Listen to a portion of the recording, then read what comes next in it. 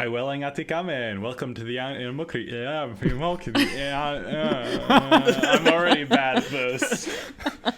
So first up, we've got a slew of news articles. Some exclusives from, I believe it was Entertainment Weekly.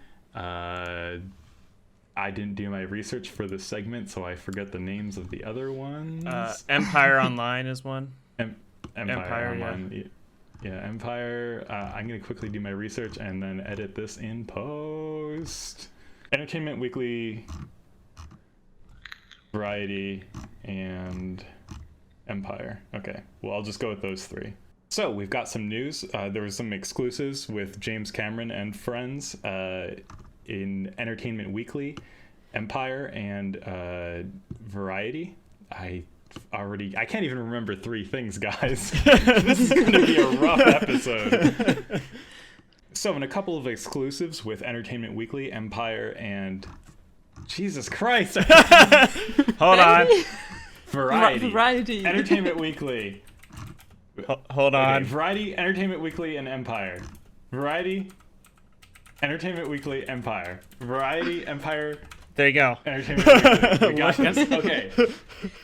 We finally got our first looks into the sequels with exclusive looks in Empire, Entertainment. Exciting news for Avatar fans everywhere. We've gotten our first looks at the sequels with exclusives in Entertainment Weekly, Empire Online, and... I swear I'm not doing a bit. Variety. I'm going to write this down. I need to write this down. Go to the recording booth. It's in there. I typed it out. Thank you. You're saving this episode. Okay. I'm just going to start the episode over. We're going to do introductions again. Clean slate. It's going to flow like water and not like molasses. No one's going to know that the first 8 minutes of this recording happened. Until it's edited into the cold open. Yeah. Well, no, the proof will be here, and I will selectively choose which of it escapes into the real world.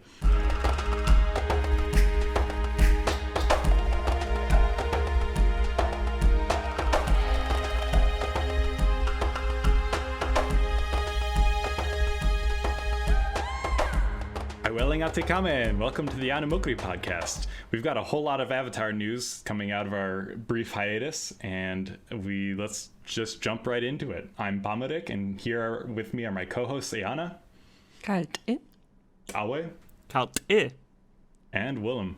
So first up, Avatar fans everywhere rejoice. We're getting our first pieces of information about Avatar 2, like substantial information, not just like, oh, somebody said that there was going to be water. In a couple of exclusives with Entertainment Weekly, Empire, and Variety, we've gotten a slew of information, some behind-the-scenes looks, some photos, concept art, and also just tidbits about the story. So we actually have something to theory craft about now. My initial reaction to this has been, this is the first time in the 3-4 years or so that I've been in this community where Avatar 2 has felt real. It's been something that we've talked about in the abstract and sort of know that it's coming in some way, shape, or form, but to these details being revealed, these pieces of concept art, and sort of these kind of looks into the the cliff notes of the plot, they have made it real in a way that it has not felt previously to me. Mm-hmm. I have to admit for my part that I didn't read any of these articles. I just picked up stuff that was shared on the Discord server and stuff, but I'm not really in the whole picture. I don't know everything, so... Okay. So for me it's actually the same, because these articles were shared on Discord with a disclaimer, there's some spoilery things that you could consider. Well, I mean, it's a movie that's not going to be released in a year, of course, so that's not actual spoilers. Right. And I'm still trying to decide for myself if I actually want to even look at the more plot-oriented details of these articles, right? I mean, I've seen concept art, which looks really great. And I've also seen tidbits from the Kalutra Twitter account. But I have not read the entire articles. And so maybe you can talk about that. So should should Eana and I even read these articles? Do you think they have significant spoilers? So to sum up these articles for Eana, Willem, as well as anyone else who didn't read them, the plot details, sort of like the high-level outline of the, like, here's the inciting incidents kind of situation and let's see what happens, are basically all that we got. It's just, there was just some sort of clarification about, like, what's going on broad strokes with the Omaticaya and, like, how does that affect our favorite characters, Jake and Neytiri. A mentioning of basically everything that's already been broadly known before. For example, Jake and Neytiri have kids. And that the whole thing sort of does revolve a lot around family, which is, yeah, that's mostly information that we sort of already knew. And it was these articles were sort of just making that very clear. Like, I think if you've had your ear to the ground on anything Avatar 2, there was nothing here that was really like, hey, this is totally brand new information. It's just kind of like a word of God confirmation that, yes, the pieces that you had before do in fact fit together in this very predictable way. Yeah, I think the biggest piece is just that there's pictures of Spider now. Yeah. Like, as the character, which we knew Spider was a character, we just didn't know anything about them. Spider? We even knew, like, kind of high concept of what Spider was, like, all about. Like, that, you know, he was a human kid born on Pandora who relates more with the Na'vi than the people. But, like, his actual relationship with other characters is, like, actually somewhat being hinted at now. Yeah, I wasn't familiar with the name, but the character. Like, No, me neither. I knew that there was a human kid, yeah. Yeah. I've never heard the name Spider before, I think. Yeah, same. Like, Spider, who's that? I mean, he's always been referred to as Spider in like official media. Yeah, Okay. like the Empire article has the first mention of that I've seen of his actual character's name and not just the nickname Spider. Right. So anyway, the long and short of all of this information is there's cool concept art to look at if you want to look at it. It's looking like a huge. There's going to be a lot of themes of family, of course, because we knew that it's going to be centering on Jake's family, Jake and Neytiri's family. But I think probably the biggest reveal was mostly just like, yes, there's going to be the Omaticaya and the Metkayina are going to be trying to coexist in some way, shape, or form, and there is a form of culture shock, which is sort of like. That's just baked into Avatar's DNA, like, as a franchise. Mm-hmm. Yeah, we haven't really seen it among the Na'vi, of course, but I really want to see these Na'vi dialects appear. I'm hoping we get these. My biggest point of interest here, just because I'm a huge tech nerd, is the Entertainment Weekly article discusses how they're doing the underwater motion capture, which we all knew that's the big tech thing. Now, Avatar 1 developed some of the best facial motion capture, and it's still used. And now they're doing underwater motion capture.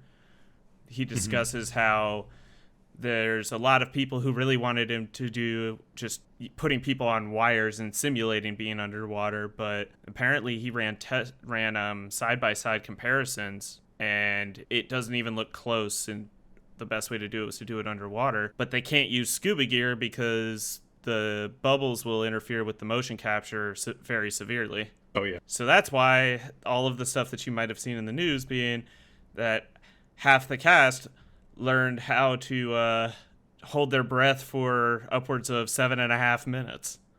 Yeah, I think my feelings on this are going to be that, like, in the way that we sort of didn't know how good facial capture could be before Avatar, we won't really know how good underwater, like, motion capture can be until Avatar 2.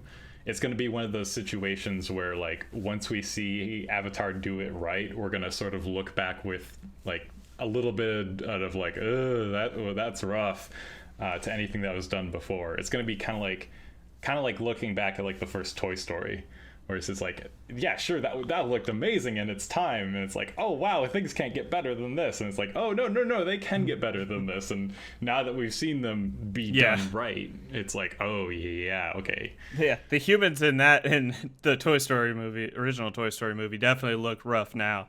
The toys not so much, but that's because it was CGI of toys, so it kind of looks toy-like. Right. They already sort of use these abstracted shapes. And now we have Chad Buzz Lightyear, so Yeah. slightly off topic, but still. Yeah. It's very... No, it was an applicable tangent. Yeah. I'm very interested to see what more we get out of it. Mm-hmm. And from what I understand, it's still being shot in 3D. I never had any doubts about that. Yeah. If you've never seen a James Cameron movie in 3D, that's the movie you need to see in 3D. It's the least gimmicky 3D you will ever see. I can confirm, having seen having somewhat recently, earlier this year, actually seen it in 3D for the first time. I had previously only ever seen it in 2D. Yeah, the open invitation still exists. I'm aware. I just need there's a couple of issues of just this is me gesturing around, but this is an audio show, so. I'm just, you only have to get to Atlanta. I don't see how that. Yeah, how could that possibly be an issue? You only have to get to Atlanta during one of the biggest pandemics in human history. I don't see any issue, quite frankly. So probably the single point, though, that we can talk the most about is some of the pieces of art that have been released. Specifically, we got a lovely scene at the water's edge featuring an ilu, a Na'vi child, and some Metkaina, as well as some Amatikaya. So take it away, Eana, with your first response. Yeah, I mean, when I first looked at the picture, I was very amazed to see an ilu in good quality and close up. We haven't had that before, as far as I remember.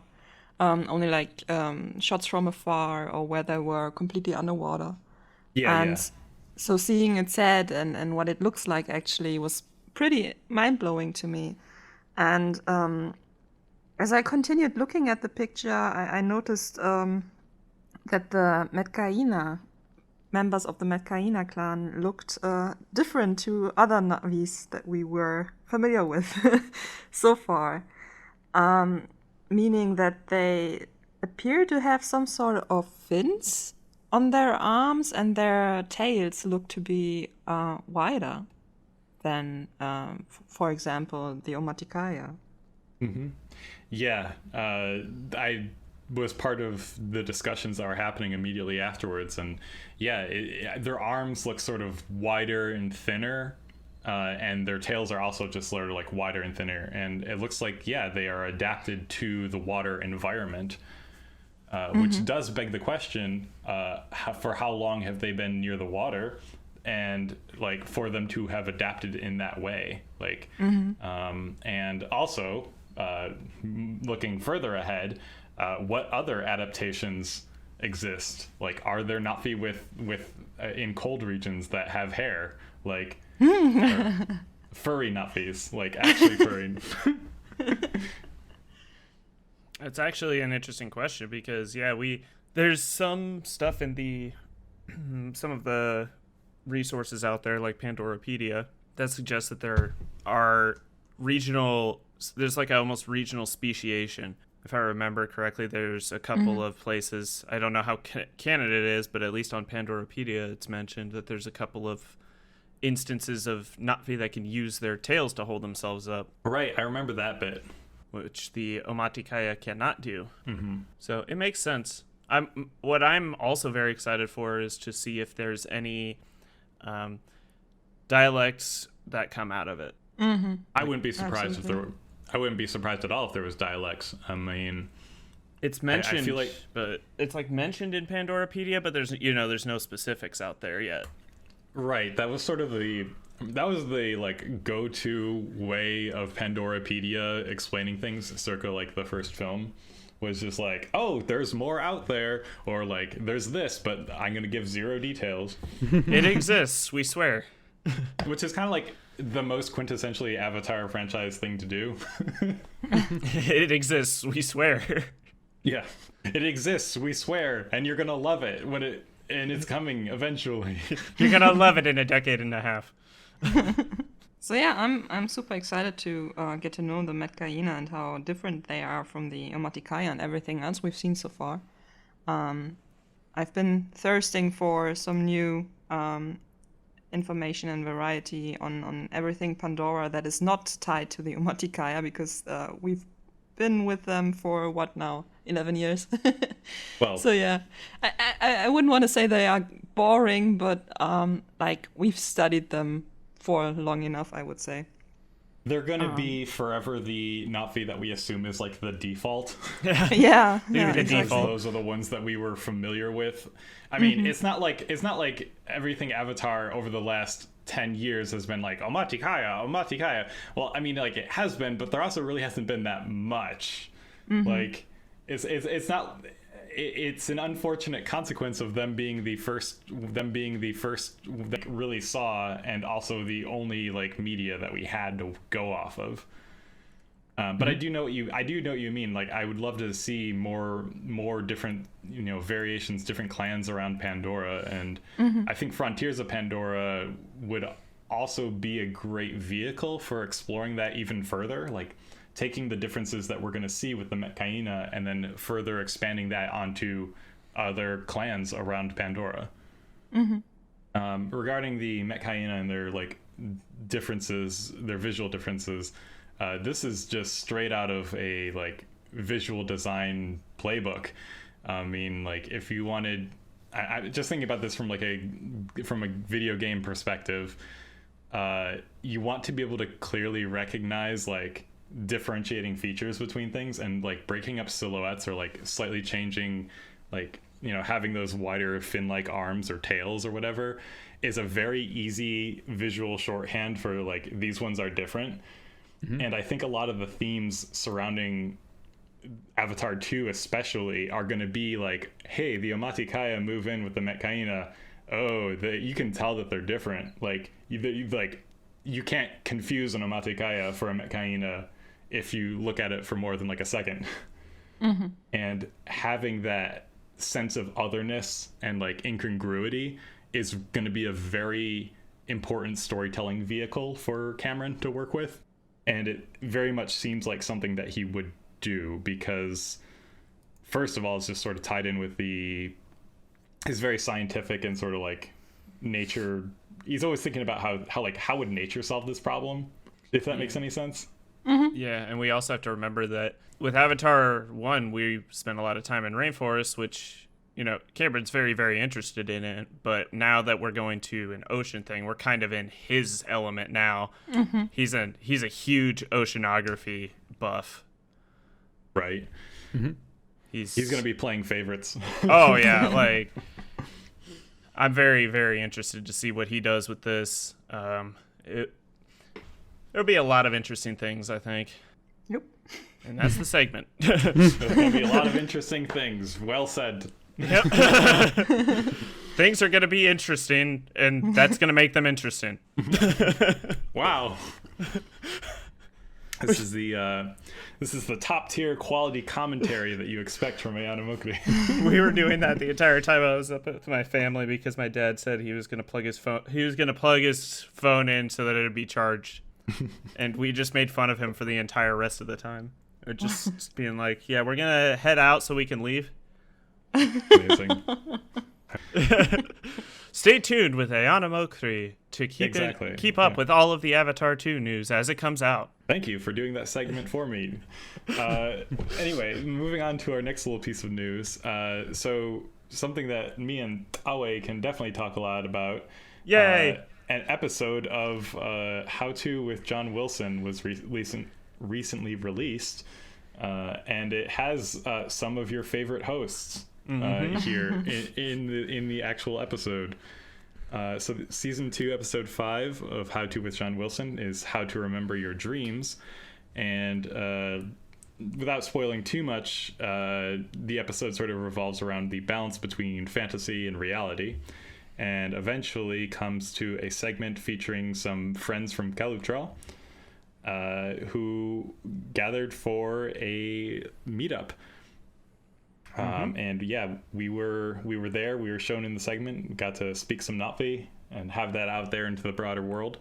And once the episode aired, there was sort of an immediate response from just the broader like world, not just like, you know, in our little Avatar circles here. A lot of people saying like, wow, that, you know, that's, you know, it's more impressive or, you know, deeper, more heartwarming than I expected. I even got a DM from somebody who worked on the show who said that. He was actually asking me a question about something that I said when I was there, which I thought was funny. He was like, if I knew more about Avatar, I would have been there too. That's one. Yeah, and the response has sort of confirmed for me that the sleeping fan theory, where there's actually a lot of people who are really into Avatar, they just don't have a way to like engage with it. There's nothing new to like talk about with it. But like as soon as there is something, all the Avatar people come out of the woodwork, and you know, all the cynical people are like, where were these people? They're just making it up and bandwagoning. Yeah, no one cares about Avatar. Herder. No, yeah, it's actually really funny. So a couple of instances before even that episode came out, I wear, you know, Avatar t-shirts around, including our one from Omaticon. And I've had people comment on them. Actually, somebody asked me once if it was Shadow of the Colossus, which I could see. I was like, oh, it's actually Avatar. He wasn't too interested, but the barista that was actually making the coffee got really interested. Oh, yeah. And I've had people talk about it. I've had somebody talk about it at like a Target randomly. It's interesting how there's a lot of people where Avatar really kind of got in touch with their emotions in some way, but they just didn't have any way to express that. And when they're reminded that it existed as a movie, they're suddenly like, oh yeah, I loved that movie or whatever. It's interesting. Yeah, I mean, you don't become the highest grossing film of all time without people liking your film. Twice. But yeah, I mean, that's sort of the basis of the sleeping fan theory, is that like, yeah, when you don't have a way to engage with the thing, it doesn't get brought up as often. Like, there wasn't a steady stream of merch, there wasn't a mini series, there wasn't a whole lot to do with Avatar unless you were a language learner. Yeah. And now that we're starting to see, you know, more, whether it's just, you know, announcements of, the sequel is coming from the official Avatar Twitter, or stuff like this episode of How To with John Wilson, just shaking the jar a little bit. And they're like, oh yeah, wait a second, it moves, you know, it's still there. It didn't go away. And I think almost in a way it's better for people who did like Avatar to not constantly be like, by the way, Avatar, over the last decade, because people's last interactions with Avatar was coming out of a theater and being like, damn, that was a cool movie and I like that, and I had this like emotional reaction, or like that scene was really cool, but not like letting that get played out. Yeah, so I think it can also be something nostalgic at this point, because it has been so long ago. Like, people watched Avatar when they were, well, was it like 12 years younger than they are now? So they probably will like remember when they watched Avatar for the first time. They're like, oh yeah, that was a different time, and like might get nostalgic about it. And then when they because there was nothing in between, they might like attach these hopefully positive ideas to Avatar 1. So I think that's really interesting. That's a really good point. And that is a point that I was blind to as being an old man, because I was 20 when I first saw the first Avatar film, and I'm 32 now. Not a lot has changed. Like, I mean, like, I've changed as a person, obviously. Like, I'm not like permanently stuck at the age of 20, but like, you know, the world that I was part of then and the world that I'm part of now, like as an adult, hasn't fundamentally changed. But we get people all the time in Kellytrail who are like, yeah, I grew up with Avatar, or like, oh yeah, I remember watching it when I was like on like DVD or whatever when I was like 5 or 6, and it's like, how? Yeah. I think, but yeah, people have those warm nostalgic associations with stuff that they saw when they were younger at a sort of more innocent time in their life. I experience that all the time with retro games. Like, it's like, oh yeah, this brings me back to positive feelings, even if though the thing, like whether or not I'm enjoying the thing that I'm doing, it's still that it has that aura of, you know, good old nostalgia. Yeah. It's I think I was like 14 when I first saw it, so not an adult, but also not like particularly young either. Like like I was in high school at the time and everything.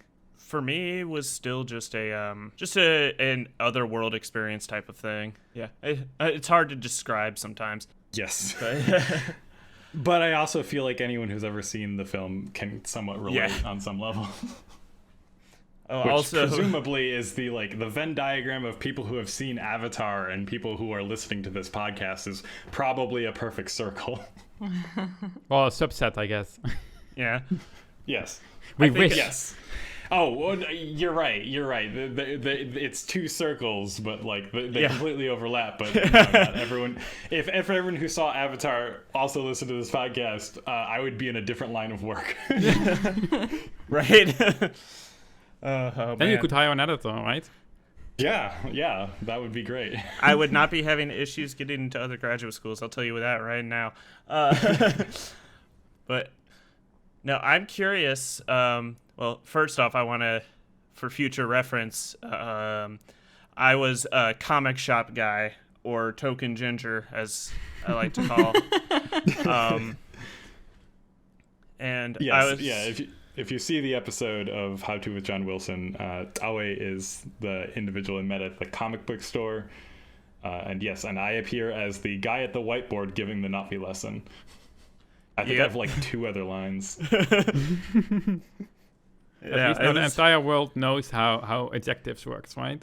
Yeah. Yeah, adjectives. Yeah. That was the important thing. We wanted to make sure. If I could make the world understand one thing, it's how adjectives work in leNa'vi. If I could make them understand one thing, it's how to pronounce all the words. Damn it.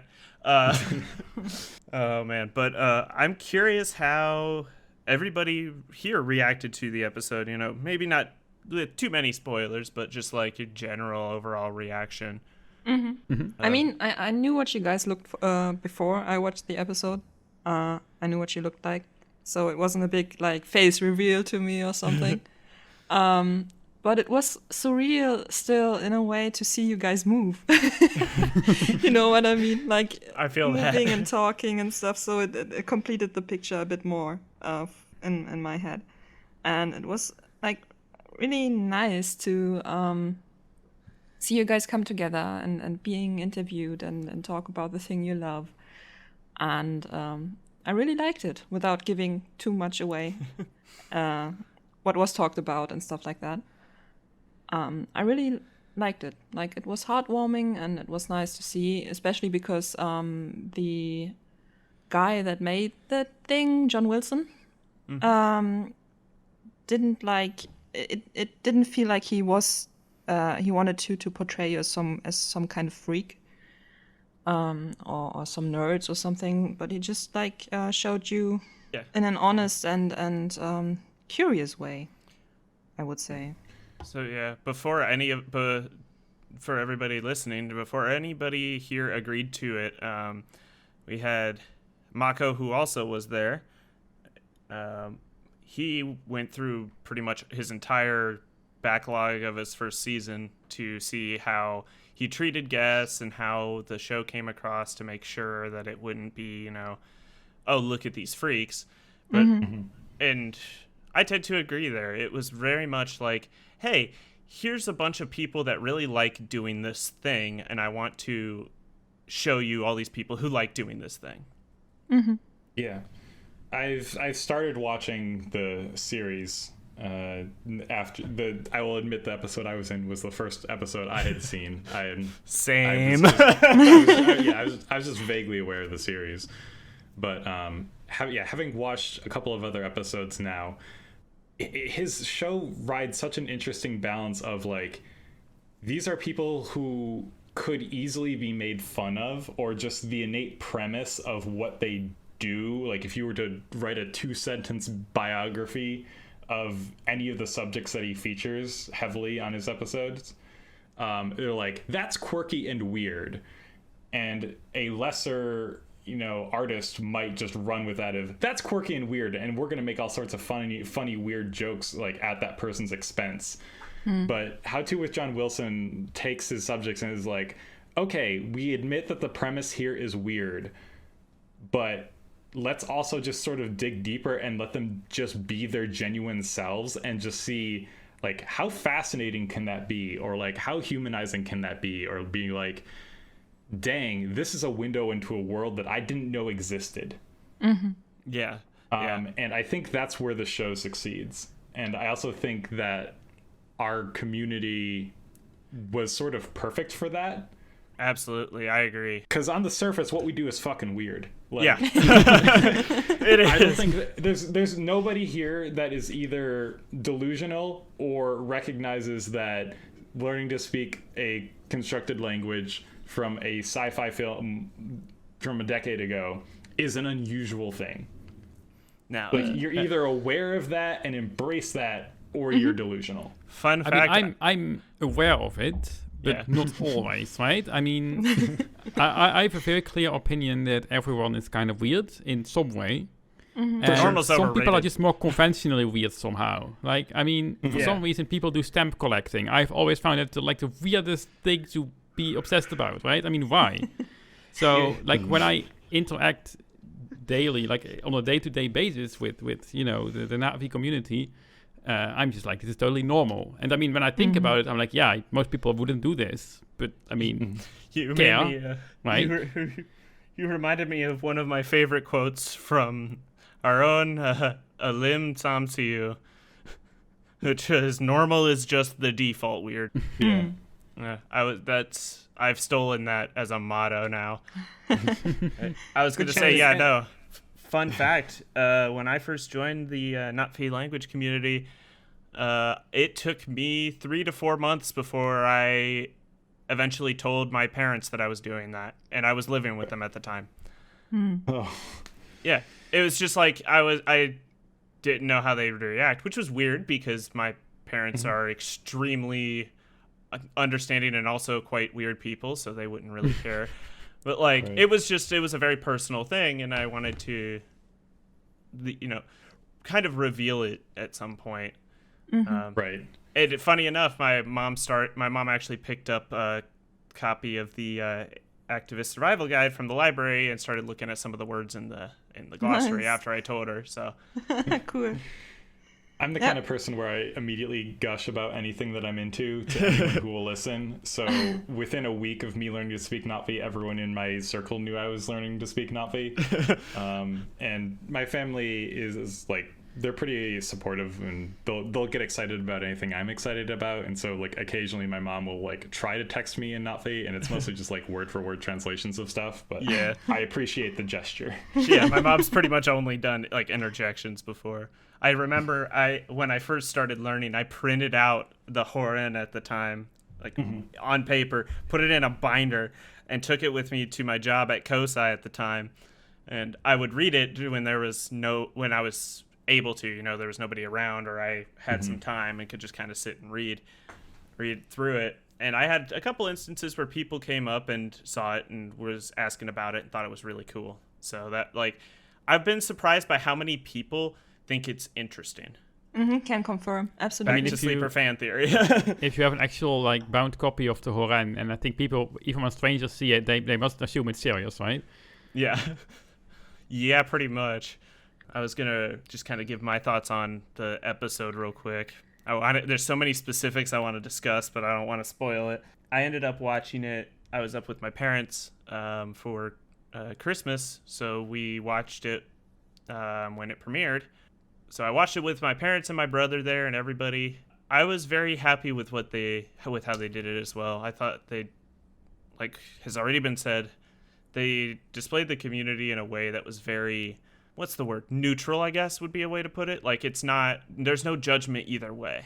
Mm-hmm. So there's not an angle that's being pushed that is separate from the way that it really is. Yeah. So you didn't see it beforehand, right? It's guess. So you were just surprised that it was on the television. Yeah, like we ended up finding out what day it came out, but we had seen none of the footage that they were including. We didn't preview the episode beforehand, nothing. Right. But yeah. I'll also point out we were physically there. Yeah, like we know what we did. We remember what we did, but that's about it. I will point out anybody who watches the episode, we were wondering whether the way John Wilson acts in the show was how he actually acts. The answer is yes. Yeah, he doesn't put on a character for his show. Yeah, no, he is in and of himself a very quirky person, so he fit in with like this group immediately. He was super chill. I'm also going to give a little bit of a shameless plug here. On January 8th is when Omaticon 2022 is, and we have John Wilson as a Q&A guest. Yeah. So you can sign up for Omaticon. It's a virtual event, just a virtual gathering of fans. There's games, trivia, giveaways, and also just special guests like John Wilson. You can sign up on kelutral.org. Anyway, continue with your plug, or if that was the end. That was the plug. The only other plug I did was in the episode. I mean, right. Yeah, I appreciate that you did do that drop like in the episode and that it made it into the episode, because definitely a lot of people have been showing up at Kelutral, and I don't think without. Yeah, I mean, it was also on the cake, right? But yeah, but still, like, no, that was, yeah. I actually messaged Mako after we watched the episode and was like, "So, what'd you think of the plug?" And that cake, by the way. I know, right? Did you eat all of it? Oh, hell no. Oh, hell no. We had like 2 pieces, maybe. Like, yeah, like everybody had a one piece. And the entire production crew was just John Wilson, I guess. Or were there actually more people? Well, there were people who were helping with the process. I can't get into the details, but it wasn't just John. Yeah. Okay. I will. Yeah, it's like a production I could crew. get into the details on this. John Wilson was the one filming. Yes. The entire time. He was the person carrying the camera the entire time. It just maybe that nicely connects to like other things I noticed about the episode, because for me this was as well. This was the first episode of this show that I've watched. Mm-hmm. So just besides the Na'vi, like the Kelutral segment, it just seems like John Wilson has the biggest library of stock footage of random topics in the world, I guess. And car science, like whatever he says, he always has this weird clip I know, right? that is somehow related, which I find very funny, also a bit weird, but I mean that's fine. That's the intersection of two things, Willem. That is, one, does this in New York City, and that's just New York City. Can but confirm. Two, he is always filming, filming. I can't think of. There was like a couple of instances during the day that we were filming where I saw that like he wasn't, because he was like resting his arm from carrying the camera. And I think taking a break to eat something, like was about it. He usually didn't film himself when he was eating, but like I can recount the the day filming. Like I can recount that day, and every time I saw John, he had the camera going and he was looking at something or another. Like, I think so. There was a segment that did show that we were in Central Park for a little bit, and we had to go to Central Park from where we were. And like just walking down the street, he was filming. Like he was just filming around him at different things. So if that's just one day in the life of John Wilson, then I can totally believe how he has that stock footage library. He just has like a petabyte drive at home with all footage. Yeah. Yeah. So what? Speaking one of other the, thing- I do yeah, have go to ahead, say, sorry. speaking of the park bit, I am so happy that he used the footage of me climbing that tree. I was so happy to see that he put that in there. I was So a what- little upset that he didn't include. I mean, Yeah. like, he did the thing in the episode of like, oh, they have like sex with their ponytails or whatever. Like, I specifically, Yeah, we like, specifically said no. specifically debunked that, but that part was not included. It was while Aw. we were on the rocks though at the end part. We specifically talked about that. I remember that too. I was like, Yeah. damn it. I was like, if there's one misconception that I could clean up, it's that they don't have sex with their ponytails. It was quite an interesting ride, though. There's, Yeah. of course, plenty of stuff that he didn't use, but there's plenty of stuff he did use that I was very happy he did use. Overall, yeah, I'm also content with it. I couldn't be happier. I mean, like, I didn't really. How do I phrase this? Like, I mean, if you were like me, I was both excited and nervous to see how it came out. Like, I trusted, based off of what I knew about him and how he acted, I trusted him to do a good job and not misrepresent in any way. yeah, I think that's it. I was kind of like, I'm either gonna look like a dork, which is true, or like this is going to be delightful.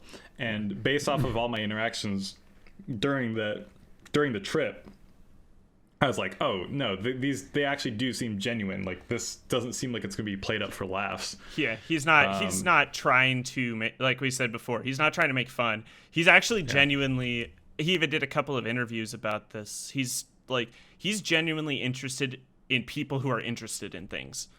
Yeah, He wants to know, which is a good way to about live it. life. Yeah. And I think at least I can relate to that, because I know I in fact, I think I've done this with you, Pom, a couple times, where it's just like, I will sit and listen to somebody talk about something they're interested in for hours, because one, I like learning things. Two, best way to learn things is to learn it from somebody who's interested in it. Yes, I do believe I've spent at least an hour or two talking about how the Pokemon Red and Blue engine works. I remember that, and I remember learning how that works, and I was like, this is the coolest thing. I was like, this is one of the coolest things I've learned about in a while. Just because, I mean, I play video games a lot. Yeah, it was pretty cool. I also really hope, I mean, it's not too spoilery, I guess, but I specifically mentioned a couple of instances where I talked about how I had after watching Avatar again, there would be instances pretty much every time I watched it where I would have about a week of extremely severe depression, which people may recognize as when it came out, there was all this hype around post-Avatar depression and all this stuff, so it was basically that. And I guess I hope it made people realize that it wasn't just some overhyped thing in the news, but also that it was something that was real, something that happened to people, and there were ways to cope with it, and it's not crazy or silly or stupid for something like that to happen, especially when you're talking about a fantasy escapism world. Like, it's not outlandish in any way. And I think that's something that not just this episode, but the series as a whole does very well, is show the people who are like, show the people experiencing the thing or doing the thing, because it's easy to be sort of dismiss it when somebody is abstracted, or like what somebody is going through is abstracted through the lens of like a news article, like, oh, people in the abstract are experiencing feelings of depression after seeing Avatar. It's like, okay, I can understand how somebody who is sort of less engaged with this whole human experience thing would look at that and be like, oh, these guys, like, what's wrong with them or whatever. But like, as soon as you see like an actual human being talking about their experiences and their lived experiences, you can't like shut that out as easily. It becomes extremely real. Yeah, it's like it's something that actually affected people. Yeah. I think I mentioned it in the episode, but I don't, or like when we were filming, but I don't think it ended up getting in the episode. But that severe depression is actually part of the reason I took a semester off from school while I was in graduate school, because I experienced the world of Avatar for the first time at Disney, and it had that effect. And Right. I had about a week of severe depression. It put me way behind in schoolwork, and then the anxiety kicked in, and I just couldn't handle it, and I had to take some time off. I was thankful that all of my professors were very understanding about that, and were able to actually, I was able to actually take that time off. Yeah, it's something that is real and affects people, but I've also found through discussion with my psychiatrist and therapist and everything that the thing that helped me with that the most was this community and immersing myself into this community, because it gave me a way to, it's going to sound really cheesy, but it gave a way to kind of keep the spirit of the movie always in my mind and help me be able to experience it without that depression episode afterwards. And I have not had an issue with that ever since I joined this community. That's nice. I mean, that makes sense to me. I'm pausing to let other people speak if they want to speak. But yeah, I mean, that does make sense to me. I feel like a large part of the whole, I guess this is an episode about post-Avatar depression now. But we've teased it only for the past like 30 episodes. Right, that's like episode Yes, 3 at true. one point. Yeah. This is the episode now, guys. We did it. It's surprise, it's the episode. No, but I feel like a large part of the phenomenon of post-Avatar depression is because of how impossible the world feels. Like, Yeah. You're not only shown how beautiful Pandora and such can be, but also because it's several layers of abstraction. One, it's a fantasy film. It's not obviously, but like by definition, not real. And then like even in universe, it's like not real and so distant and like not something that can reasonably be attained. Yeah. I think that's where that hopelessness element comes from. And by engaging with the Avatar community, you sort of make it become real in a way. I mean, we're not like LARPing that we're leNa'vis on Pandora or whatever, but Well, there was that one some people instance. are. I was going to say there's a few people who've tried that in the past. okay, sure. But the point is, by like exploring how you feel about the film and your engagement and interest in it with other people, it sort of does ground it in the real world that does exist, that you can attain, and it removes that very depressing element of this is far away and can never be. Yeah, it's like, and it's also the instance where I know I have these feelings, but I also know there's a ton of people in this community who have had those feelings too. And so like it's the idea of I can actually talk to somebody about it and talk with somebody about it. Like, who gets it? Yeah, like I could be like, how cool is this scene? And somebody else will definitely chime in and be like, oh yeah, I remember, that's my favorite. Or whatever. It's like, I mean, it's something that especially with Avatar was missing from my life for a long time until I found this community. I mean, guess where my username comes from? Eana O'Neill, which means blue or green dream. It's like the desire to have a world here on Earth that is similar to Pandora, because I've experienced post-Avatar depression myself, and it's like died down after watching it like 500 times now, but the bittersweet feeling after watching it still resides in me every time, and it's because I feel like all humans in some shape or form have this deep desire inside of them to live in harmony with the human beings around them and the nature they're living in. But we are unable to because we are caught in this modern world, which is basically made out of concrete and stuff. But this desire still is inside of us, and so we're living in a disconnect that is constant with what we need, what we want, we can't get there. Which is almost. I don't know if I'd call it ironic or serendipitous, but it's like that this fantasy world only exists because of all of that technology and everything, which is almost totally ironic. Yeah, it's just almost poetic in its but and this community wouldn't exist without the technology. Absolutely. Like, no, I totally get what you're saying though. Like, it's the same. It's a very similar feeling to what I got when I was out in Colorado and experienced the Rocky Mountains for the first time. Like, well, quote unquote first time. The first time where I was not 2 years old. Like, first time I can remember it. And it's like this surreal feeling of just the majesty and beauty of it. So that actually exists and you can go back to it, right? Yeah. I think that is some difference. I will be living near it as soon as I possibly can. Nice. But yeah, it's one of those special instances. Like, and honestly, I think I've talked briefly about it to some people, like obviously my therapist and everything like that. But that episode was actually one of the first times I publicly addressed it as something that affected me that severely. As I put it with my wife when I mentioned this, I was like, I wanted to talk about it because I wanted it to be something that people could see and be like, oh yeah, I remember having these feelings.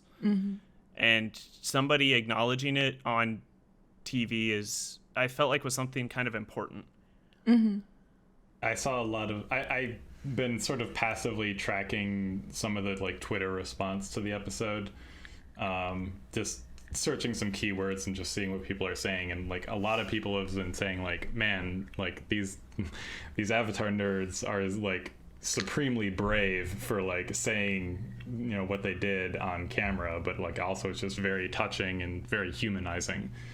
So I like, you did the right thing. I don't know if there was any doubt or reassurance required there, but I mean, I appreciate it. It was definitely something I was nervous about, but understandably. Yeah. I was just nervous about making a mistake in my Na'vi lesson. I was nervous about making a mistake in my Na'vi period. Yeah. I mean, like, I'm an outlier in that I didn't and do not really experience any form of like post-Avatar depression or something. It's definitely something that's like fascinated me, and the world of Avatar is something that it's just another thing for me to obsess over, which I feel like how I engage with things is like I feel like deep on everything. you like world building stuff a lot too, because Yes. I know we've talked a lot about world building stuff. Oh yeah, absolutely, and that's like my primary draw to Avatar. So like in a way, I was a little bit separate from some of the other folks that were shown in the group. Like I'm kind of just, air quotes, just here to be a teacher, but I also very much appreciate the human connection and what brings us together, and I think that's something that I'm always on board with, is the importance of not only just our relationship with nature, but also just our relationship with each other, like as human beings, like to be social creatures. Yeah, it's an important thing. I mean, I think we've all learned how important some social interaction is during this pandemic. Yes. Yep. Not being able to, even with Discord, I mean, during the first major lockdown in the U.S., I know me and Palm were hopping on and playing games quite a bit with a couple of other people, and like, even with that, I still felt like I just want to talk to somebody in person. Right. Thankfully, I lucked out, and I was able to stay with my then girlfriend, now wife at the time. So But without that, I feel like I would have been like ridiculously depressed. Just Yeah. So that was real. Yep, that was a thing. Anyway, there was some grammar updates. Language. Do we want to talk about that? Anyone even interested in grammar update? Perfect segue. Nailed it. 10 out of 10. Nailed So it. something that people in my community really obsess about is grammar. Yeah, another very obsessive point of. Yeah, there you go. There you go. Willem, do you want to lead the segment?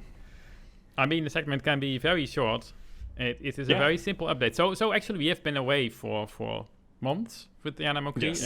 in hibernation mode. But We've we all haven't been busy. had. Sorry, what was that? Listen, we've all been busy. Yes, definitely. But in any case, it was not a big problem because there was not that much news in the meantime.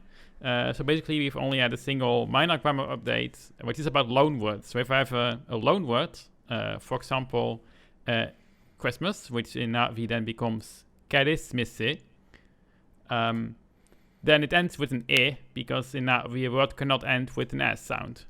So they just insert the E. And that was already known, like all the loan words we have do that. But what was not known is that if you put a case ending behind it, then in some cases the E disappears again, which in my ear sounds really funny and weird, and I have to get used to it, and I don't like it, but I only don't like it because, it's new, and I have to get used to it, and I have to change all the code for my dictionary website to make it work again, which I spent half the afternoon on today, and I was so frustrated with how difficult it is that I threw away all the code again. So then I have to try again tomorrow, I guess. So yeah, it does sound like it's an interesting edge case, but it makes so much sense to me, and to the point where like when that clarification dropped, it was just like, oh yeah, that I wasn't really surprised by that. It's interesting for sure, but it doesn't seem surprising. Like it was always the weakest like sound in leNa'vi. Like it's constantly being dropped. It's only really like it shows up when a sound is needed to make a valid like sound cluster, and it only shows up for that reason. It's sort of like how katakana words in Japanese, they just use "u" as like a filler sound. Yes. And even if you listen to some Japanese speakers say these things, they drop that "u" sound when possible.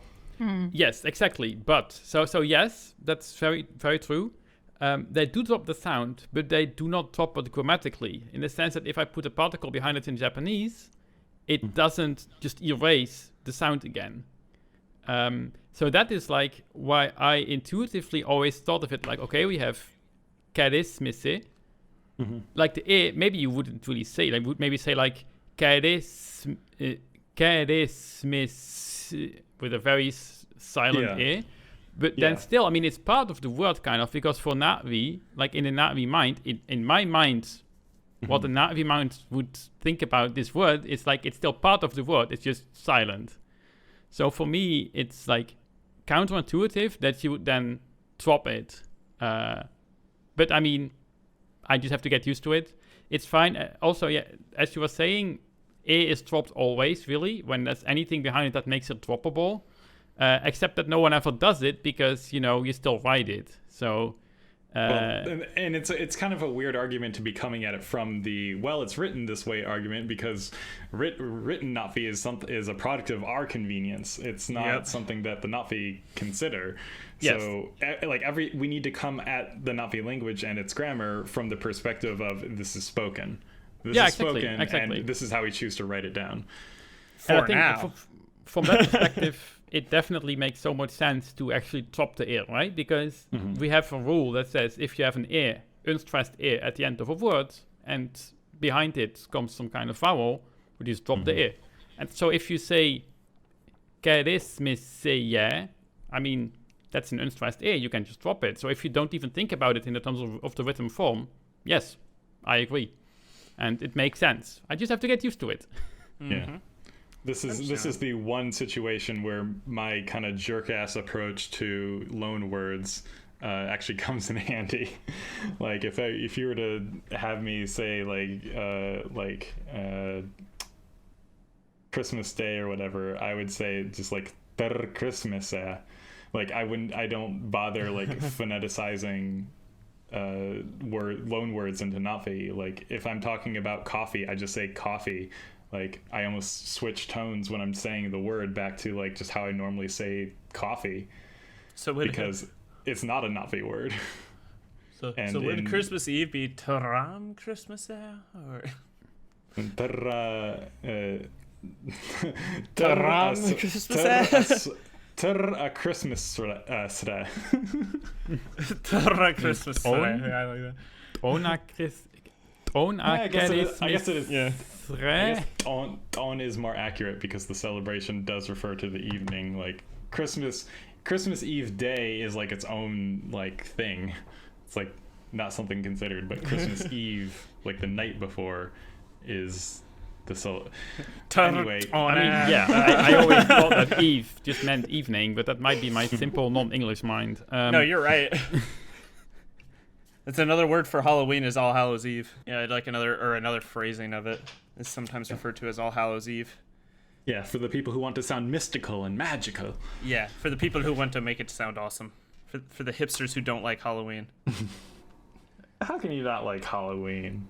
Like, I can understand being ambivalent to Halloween, but okay, if we're off topic anyway, I mean, no, but you know, when are we on topic? in the Netherlands, we used to have this other Sint Maarten, which is like a few days before Halloween, or no, after. I don't know, really. Like it's similar, except like kids do trick and treat, but there's usually like no dressing up. And then, like, you know, Halloween got imported, as people say. Like, I don't care, but people can get very worked up about it. It came from America, you know? Oh, no. It's invading our culture. I mean, I don't care, but I guess it's fun to walk around dressed up and stuff. But it's not so much of a thing yet here, so... I mean, yeah. The traditional Day of the Dead is on... is the 1st and 2nd of November. Right. And by that, it's, like, overnight. I mean, Halloween is just a holiday that has been exported to the USA and is now being re-imported to Europe, so who cares? Yeah, I definitely do not care. It's just like if you're saying who cannot love Halloween, yes, there's people who do not like Halloween for weird reasons that I do not fully grasp. But yes. Well, they sound like fun people. Yeah, fun, definitely the type of people that I would want to walk around, right? Like, hang out. Apparently, it originated from the Celtic people of ancient Britain and Ireland. That tracks. Interesting. Today I learned. Well, I know that a long time ago jack-o'-lanterns were like made out of potatoes, and so if it came from Ireland, then that tracks. Yeah. Well, they didn't have anything else, so everything is potato in Ireland. Now it's Russia that everything's potato. So right. So yeah, that's everything that happened in the world of Avatar. In the world of Avatar, yes. The world of Avatar, including Halloween and yeah, Halloween and Christmas. Now parts of Pandora. There was discussion about that. I believe I've specifically said that if an Avatar holiday special ever came out, that I would go through the trouble of inventing a time machine to completely erase it from existence. Well, maybe it'll what be would good. that look like? What would an Avatar holiday special look like? As long as it's not actually Christmas, and it's significantly better than whatever the hell the Star Wars one was, then I don't care. Yeah, I feel like people are overly projecting what happened with the Star Wars holiday special onto any like theoretical holiday special. I feel like by nature a holiday special is a little bit campy, but yeah, I've heard the Lego Star Wars one is good. Yeah, if there's a time of year to be a little bit campy, it is the holidays. Anyway, as usual, I've missed all of the meme culture references, so... Best Christmas movie is Elf, don't at me. I'm partial to the Santa Claus for... The Santa Claus is good. Santa Claus is one of my favorites. Can we wrap up this episode? No Na'vi conversation anymore? I mean, we are about an hour in. We are an hour and 7 in, depending on how much of the introduction I cut out. So... Do you want me to give the official "we will skip it" this? You can. I'm usually the one who does that, but if you feel that if you would be happier doing it, then sure. Unfortunately, because we just can't stay on topic, damn it, we're going to have to skip the leNa'vi conversation this time. And because there was just so much to talk about. But stay tuned for future episodes of Eana Mokri, where we may find a way to stay on track and have leNa'vi conversation practice into the new year. We're definitely going to keep all Avatar fans afoot to the latest news, and you won't want to miss it, so make sure to subscribe on your platform of choice. I've been Pamadek. I've been Tawe. Well, I'm Willem. I am Eana. And we don't normally do this kind of an outro. Yeah. Nope. Bye, bye. Bye, bye. Bye.